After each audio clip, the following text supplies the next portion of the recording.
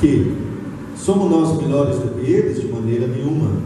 Pois já demonstramos que tanto judeu como gregos, todos estão debaixo do pecado. Verso 10.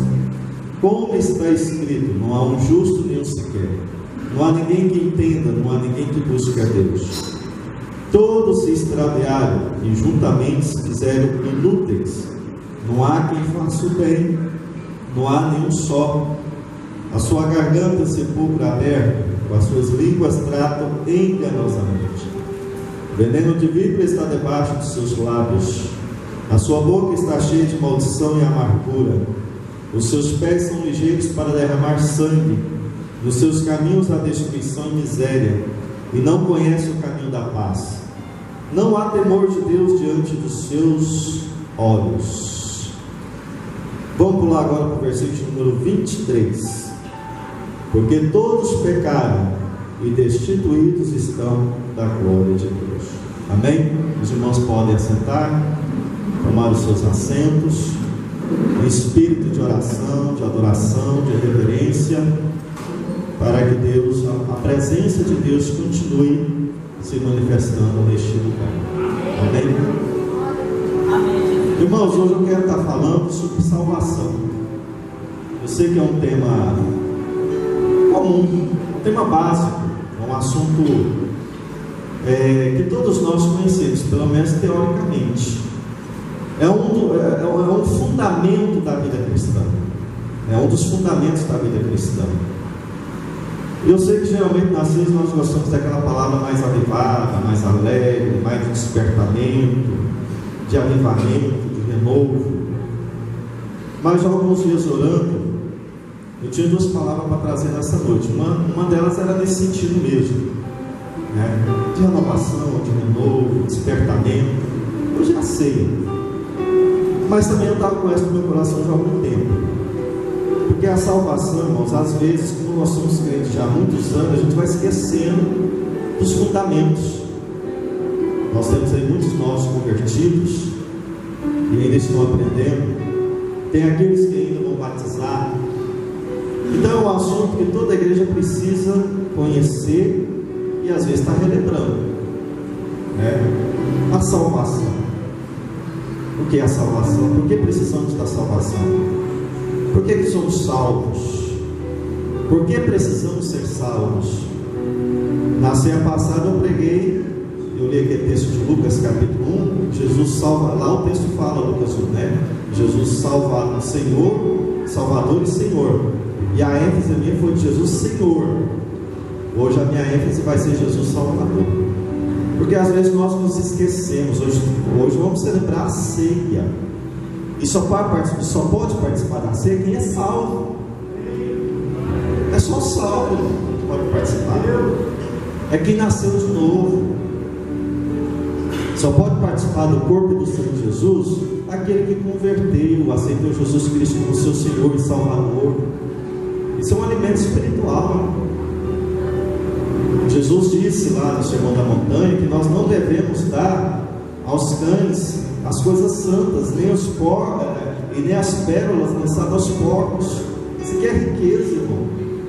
Riqueza espiritual.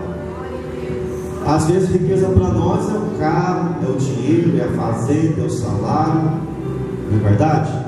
Ouro, prata, ganhar na Mega Sena. Não, mas riqueza verdadeira é essa aqui, ó. Porque isso aqui vai alimentar sua alma, seu espírito.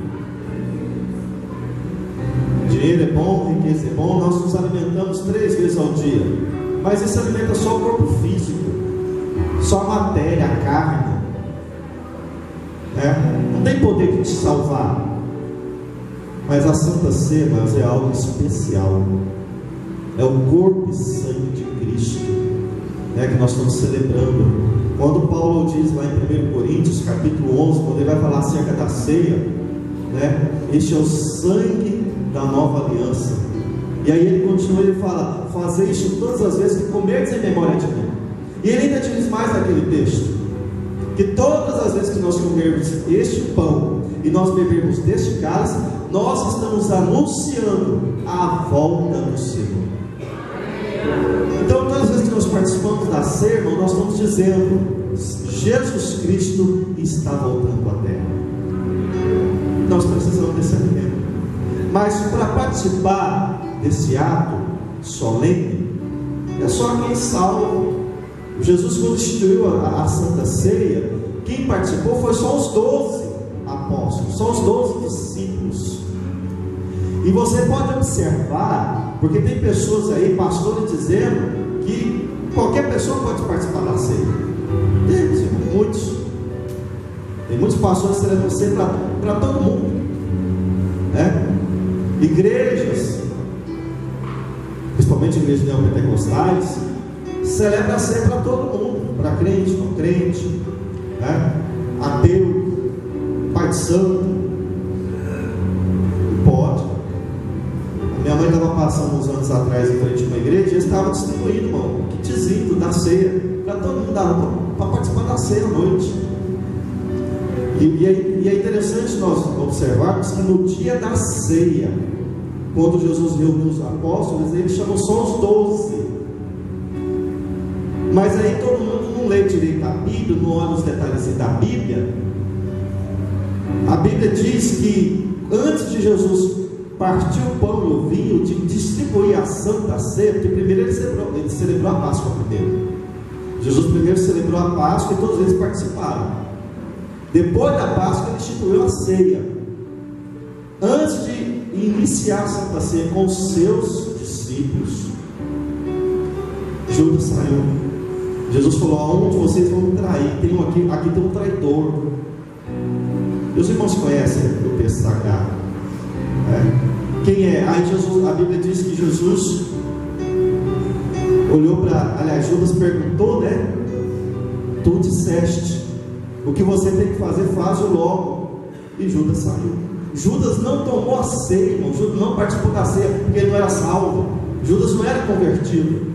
Ele pode até ter aceitado Jesus no começo, porque lá em Marcos capítulo 4 diz que Jesus chamou os 12 como ele quis e chamou de discípulos. Então no primeiro momento Judas era crente, mas no decorrer da caminhada cristã, no desenvolvimento do ministério dele, Judas desviou.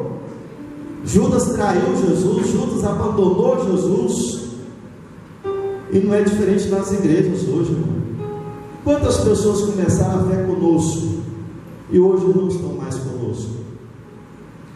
Quantas pessoas?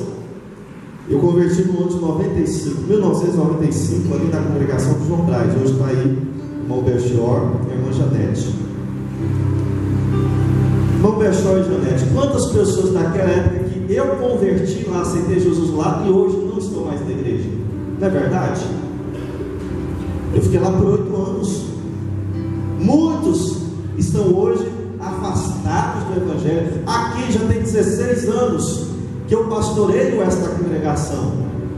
Quantas pessoas já não estão mais conosco? Desviaram, afastaram do Evangelho, deixaram Jesus.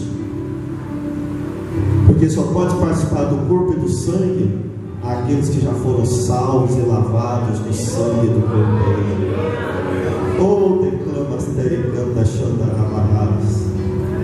Irmão, a ceia é o culto mais precioso da igreja, porque só pode participar quem já foi salvo, quem é salvo, aqueles que as suas vestes foram lavadas pelo sangue de Jesus Cristo. E se você está aqui e vai participar da Santa Ceia, você tem motivo de se alegrar, de glorificar a Deus, porque as suas vestes foram lavadas, os seus pecados foram perdoados, e por causa do sangue de Jesus Cristo, você vai participar do corpo e do sangue do Senhor hoje.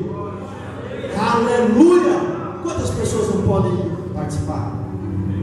Não podem, porque não converteram ainda, não creram ainda, desviaram, saíram da igreja, não estão mais conosco.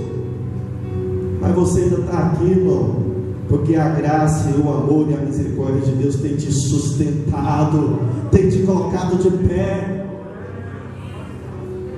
Você já é salvo, irmão, porque senão você não estaria aqui. Então tome posse dessa promessa e participa da Santa Ceia hoje com alegria. Não deixa qualquer coisinha te atrapalhar de participar da ceia, não. Ah, pastor, a gente pega, eu peguei essa semana, irmão, mas quem não pega? 1 João, capítulo 1, verso 8 e 9. Se dissermos que não temos pecado, nos fazemos mentirosos, e a verdade não está em nós. Mas se confessarmos os nossos pecados, Ele é fiel e justo para nos perdoar e nos purificar de toda a nossa iniquidade. O sangue dele perdoa e ainda lava. Você não é somente declarado justo, ou seja, Deus chega em você hoje, Jesus chega em você e fala, não somente fala, você está perdoado, mas além do perdão, as suas roupas são lavadas e purificadas, e quando Deus olha para o céu, para você aqui agora, está branquinha, porque o sangue de Jesus Cristo tem poder para te purificar de todo o pecado e iniquidade. Então, irmão, seja maduro, coloca de pé e toma ceia. Toma ceia. Se tiver que confessar o pecado, confessa. Se tiver que abandonar uma situação, larga. Se precisar largar algum vício, larga. Mas não deixe mais, a partir de hoje, qualquer coisa atrapalhar você participar de ceia, não. Ainda mais sentimento, irmão. Lá em Jeremias capítulo 17 fala, enganoso é o coração, o nosso coração é enganoso. Irmão, não baseie a sua vida espiritual por emoções e sentimentos, não. Porque os nossos sentimentos, o nosso coração foi corrompido pelo pecado. Ah, não estou sentindo nada, estou sentindo a frieza. Não, irmão. Para de ficar baseando o seu relacionamento com Deus com aquilo que você sente, e comece a basear o seu relacionamento com Deus por aquilo que está escrito na palavra de Deus. Então pare de ouvir o que as pessoas falam de você e comece a ouvir e dizer o que Deus diz acerca de mim. O que Deus fala acerca de você, irmãos, é muito mais importante do que qualquer pessoa possa falar de você. Então baseie a sua comunhão com Deus, a sua caminhada cristã, a sua vivência da igreja, não por aquilo que você sente, mas por aquilo que Deus revelou na palavra dele. Porque a Bíblia diz que Deus não pode mentir. Deus não mente, irmão. Seja Deus verdadeiro e todo homem mentiroso, a palavra de Deus não falha. Então creia, irmão, toma posse. Por que nós precisamos de salvação e Salvador? Em primeiro lugar, por que o homem precisa ser salvo? Porque eu preciso ser salvo, porque eu não era salvo até então. No início da pregação aqui, aliás, na hora da apresentação e da pregação eu falei também, eu aceitei Jesus como Salvador no ano de 1995, dia 29 de abril de 1995, ali na congregação de João Bresco, quando o pastor João Costa era pastor ainda.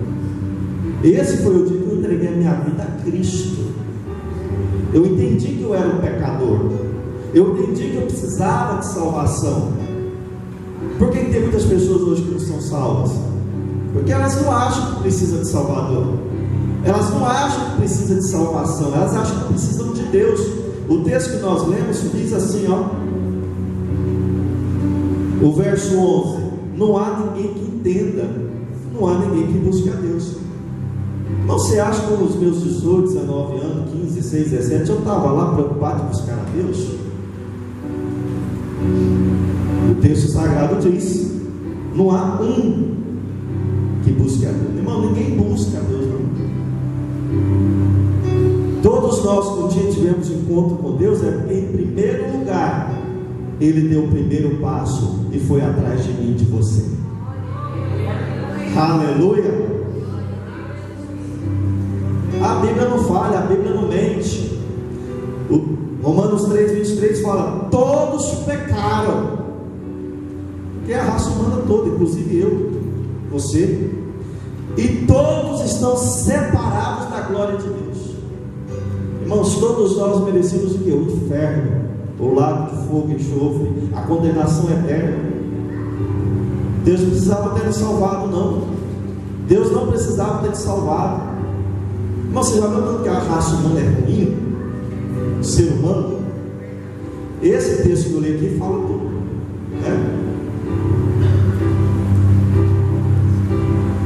Não há um que faça o bem, a sua garganta é o sepulcro aberto, com as suas línguas tratam enganosamente, veneno de víbora está debaixo de seus lábios. Isso é verdade ou não é? A nossa boca é traiçoeira, não é? E não iluda na igreja não, irmãos. A língua dos crentes também é traiçoeira, também está cheia de veneno. Você está achando que todo mundo fala bem de todo mundo, né? Essa igreja é uma bênção, é a melhor igreja do campo de Campinas. O nosso pastor é um anjo, os nossos obreiros são estrelas, as irmãs pentecostais. Irmão, junta 2, 3 crentes aí e começa a puxar para você ver, logo, tá? Vai até o pastor, né? O pastor tem 16 anos, não fez salinha de escola dominical até hoje. Uns anos atrás, não congrega conosco aqui mais, mas tinha uma irmã que congregou conosco uns anos atrás, já teve tempo isso. Irmã, ela me estressou muito, porque ela queria que eu fizesse salinha de escola dominical para as crianças aqui. Eu falei, irmã, mas aonde eu vou fazer salinha de escola dominical? Que é o tamanho desse lote. E toda vez que ela me via, ela me cobrava, ela me afrontava mesmo. Aí um dia ela falando, pastor, irmã, só se eu fizer na cabeça então, né? Aí ela parou de me perturbar, né? Ué. Então eu sei que tem que fazer, mas para fazer tem que ter dinheiro, tem que ter lote, tem que ter terreno, tem que ter espaço. É verdade ou não é? Nós temos lote aqui sobrando? Não tem, nós tem terreno sobrando?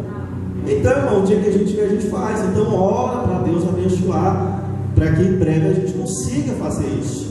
Agora você ficar falando mal do seu pastor, vai resolver? Não vai conseguir comprar um lote falando mal do pastor? O pastor não faz isso, o pastor não faz aquilo, o pastor não constrói, o pastor não aumenta. Aí já tem aqueles, aumentar para quê? Pastor, tá bom demais, olha o tanto aí, ó.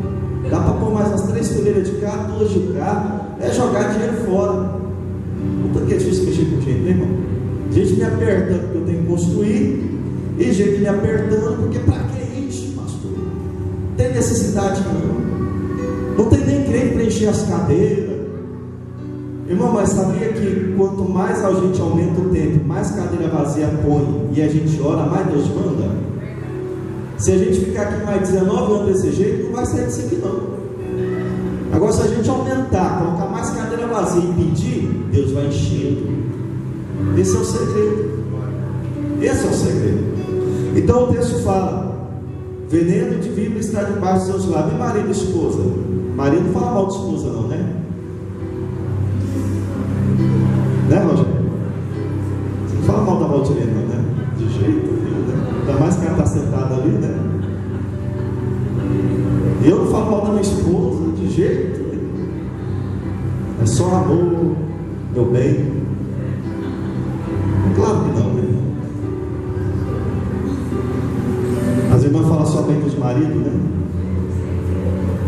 A minha fala direto, você enjoa demais. Aí eu respondo, eu sei. Eu sou mesmo, né? Aí tem dia que eu estresso tanto dela que eu fico adulando dela, andando atrás dela, tentando fazer uns carinhos, arrumar uns trem lá.